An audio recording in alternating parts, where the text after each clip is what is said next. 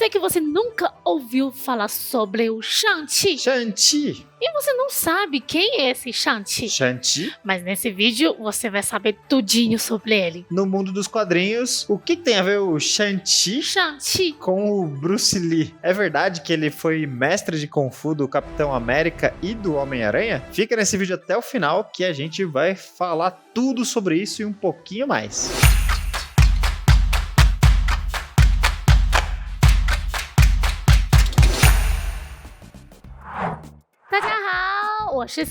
Oi, gente, sou a Cici, sou a chinesa da China mesmo. E se você está chegando aqui no canal agora, já sabe que o Lamolália fala da China, fala da cultura chinesa e também fala do Shang-Chi. Então já deixa seu like, já se inscreve. E eu sou o Lucas, brasileiro do Brasil mesmo, e igual muita gente aí que tá vendo esse vídeo, eu tô morrendo de saudade de ir no cinema de novo. E agora que a gente finalmente tá vacinado, vai rolar cinema outra vez, e a gente vai assistir Shang-Chi e a Lenda dos 10 Anéis, que tá estreando no cinema aqui no Brasil nessa semana.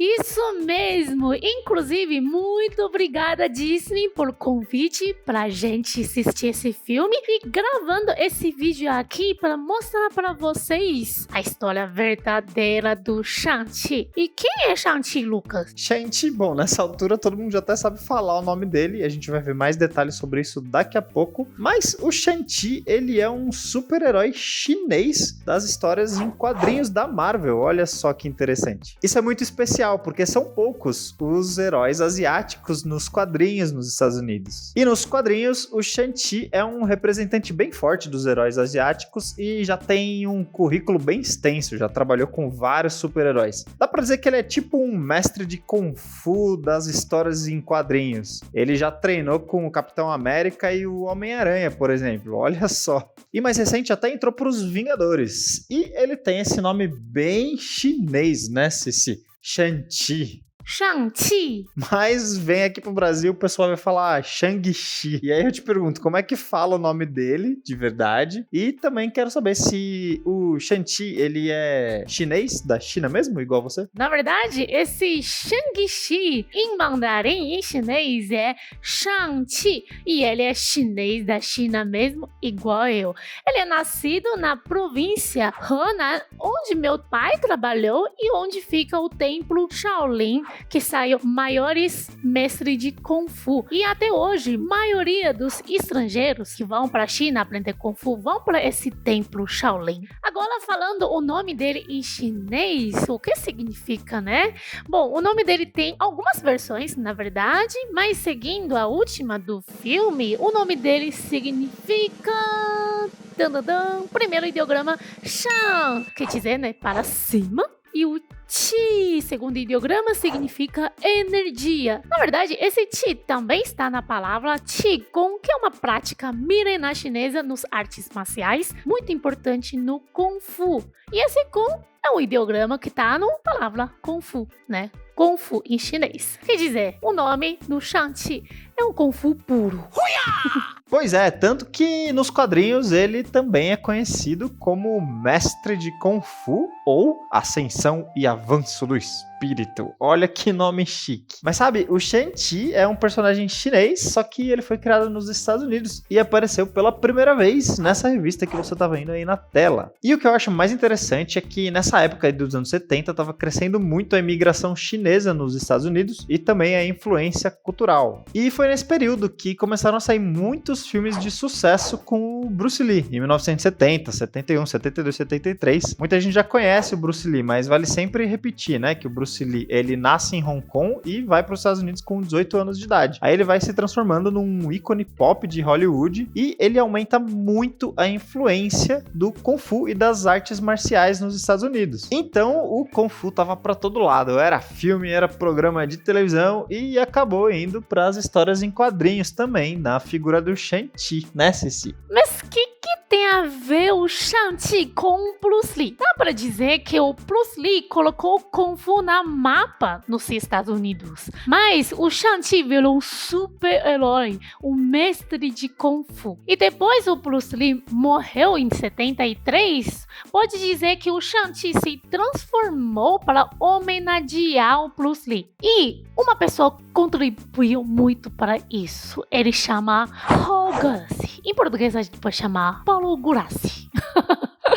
Ele é desenhista e ele meio que virou o Shang-Chi, o filho do Bruce Lee. Então, tem uma entrevista dele, ele falou, era uma época em que os filmes de Kung Fu e o Bruce Lee eram muito populares. E eu tentei trazer o Bruce Lee de volta à vida, em um certo sentido. Agora vamos dar uma olhada. Esse é o Bruce Lee, e outro lado é Shang-Chi, inspirado no Bruce Lee. Me disse uma coisa no comentário, você acha que eles são parecidos? Eu acho que eles são bem parecidos, né? E sabe o que é mais legal? Quando apareceu o Shang-Chi lá na década de 70, ele já era um herói que trazia uma representatividade para as histórias em quadrinhos. Porque o mais comum era o super-herói branco, loiro e fortão, né? E aí, de repente, você tem um super-herói asiático, isso acabou também aumentando a audiência, né? Diversificando o público que curtia as histórias em quadrinhos. Sim, e isso que você tá falando também está acontecendo agora no cinema, né? Também. Então eu acho que essa representatividade na tela do cinema é muito, muito importante. Tanto que agora esse filme Shang-Chi e a Lenda dos 10 Anéis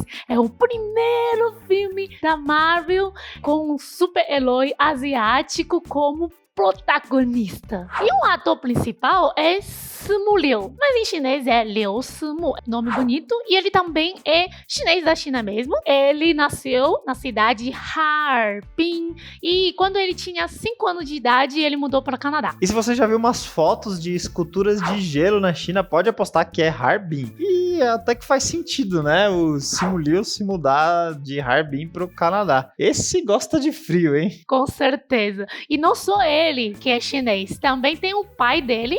No filme ele chama Wang Wu, o ator chama Tony Leung, né? Esse nome, mas porque em chinês eu lembro é Liang Chaowei. Ele é muito lindo, muito famoso. Gente, ele é muito famoso. Ele é assim bonitão, o galã da novela? Sim. Ele é tipo o George Clooney da China. É, tipo isso, porque ele é uma geração mais né, velho e ele já é famoso há muito tempo já. E olha, se você é cinéfilo, se você gosta de cinema, acho legal falar que o Tony Leung, ele já gravou mais de um filme com o Wong Kar-wai, que é um grande diretor, um grande cineasta. E outra curiosidade é que, sabe o filme Os Infiltrados, do Scorsese, de 2007, ganhou 4 Oscars? Pois é, esse filme é uma adaptação de Conflitos Internos, que é um filme gravado em 2002 e que dizem que esse filme salvou o cinema de Hong Kong. E o Tony Leung é a estrela desse filme. E também tem uma outra atriz super famosa, que é Michelle Yeoh. Ela é da Malásia, muito famosa, e ela é uma das personagens principais do filme Tigre e Dragão. Esse filme, acho que no Brasil muitas pessoas conhecem. E no filme Shang-Chi, ela atua como tia da Shang-Chi e o nome dela é Jiang Nan. Pois é, tem vários atores asiáticos no filme e eu acho que essa questão da representatividade é cada vez mais importante e é uma tendência nos últimos anos que isso aumente cada vez mais, né? Por falar nisso, tem uma crítica muito interessante que eu li sobre o Shang-Chi que eu vou ler aqui pra vocês agora. O resultado aumenta o espectro da representatividade da Marvel mais uma vez, oferecendo ao público descendente de asiáticos o tipo de empoderamento para o qual Pantera Negra abriu caminho há alguns anos atrás. É isso aí, eu também acho muito importante. E para mim é super legal ver um super-herói chinês na tela do cinema, né? Mas ele podia falar mandarim, né?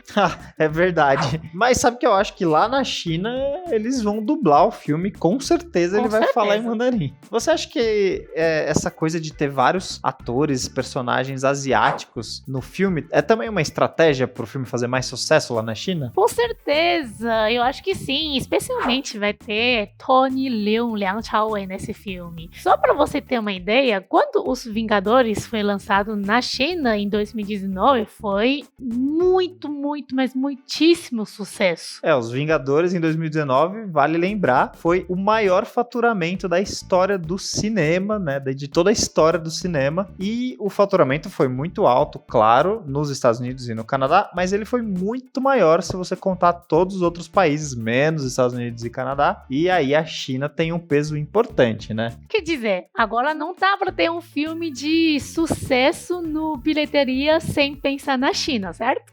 Eu acho que sim, é mais ou menos por aí. Tanto que a gente tá vendo cada vez mais interação entre o cinema dos Estados Unidos e o cinema chinês também, né? Isso tá acontecendo cada vez mais. E pode ser que esse é um movimento também com o Shang-Chi e a Lenda dos 10 Anéis, que é um filme que vai ter muito Kung Fu, muita luta, muita arte marcial, muito templo, muita ação e, claro, o Shang-Chi vivendo nos Estados Unidos e tendo que tomar uma grande decisão. Ou ele vira um super-herói com seus superpoderes, ou ele vai pro lado do pai dele, que é o vilão e grande líder de uma organização criminosa chamada Os 10 Anéis. E nessa decisão, com certeza ele vai ter um conflito interno muito grande. Então é uma história de herói virando herói, né? Mas eu acho que esse filme tem uma temática super comum, muito interessante, que é entre os imigrantes chineses ou descendentes chineses, ou eu acho que até todo mundo nesse mundo, que é um conflito cultural entre as gerações,